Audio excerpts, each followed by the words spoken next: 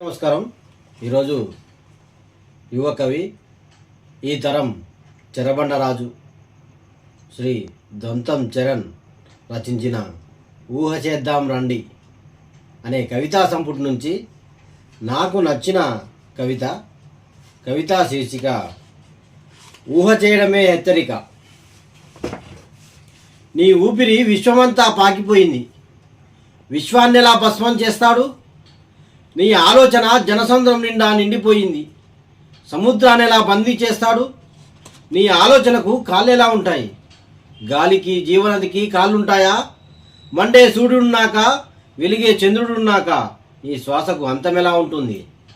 Monday సూర్యుడున్నాక వెలిగే చంద్రుడున్నాక నీ శ్వాసకు అంతమెలా ఉంటుంది?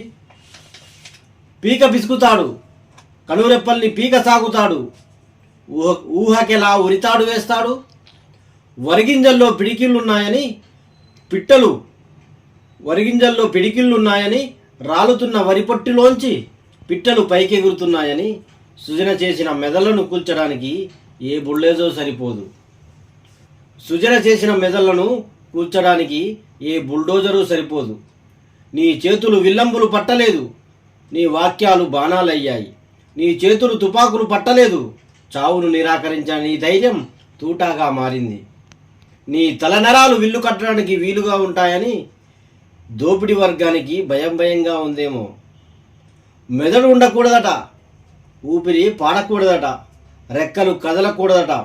పచ్చి మట్టిలో వినిపిస్తున్న ఆదివాసి పాటలాగా, అమరుడి కనురెప్పల కవాతులాగా, శ్రమజీవుల చెమట చుక్కల ఆలాపనలాగా తెగిపెట్ట నీ రెక్కలు గీస్తున్న చిత్రమే సాక్ష్యం. పోరాట శ్వాసలకు చావు లేదు, ఊహలకు అంతం లేదు. ధిక్కరించే మేఘాలను పోలీసు తూటాలేం చేస్తాయి? పోరాడే సముద్రాలను విమాన బాంబులేం చేస్తాయి? ఎరుపుతో ఎన్నో చిత్రాలను గీసినావు, వాడి కత్తిపోటు ఈ ఊహనేం చేస్తాయి? ఊపిరి పీల్చడమే మానవుల కళాత్మకమైన ధిక్కరణ.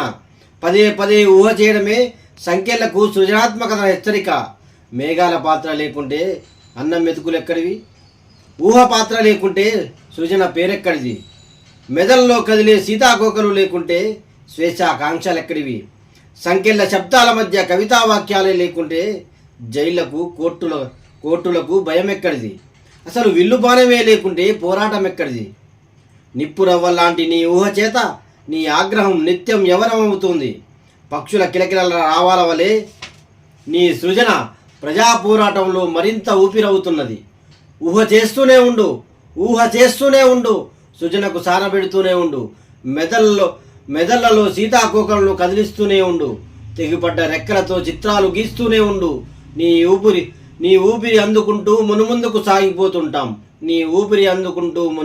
సాగిపోతుంటాం. ధన్యవాదాలు.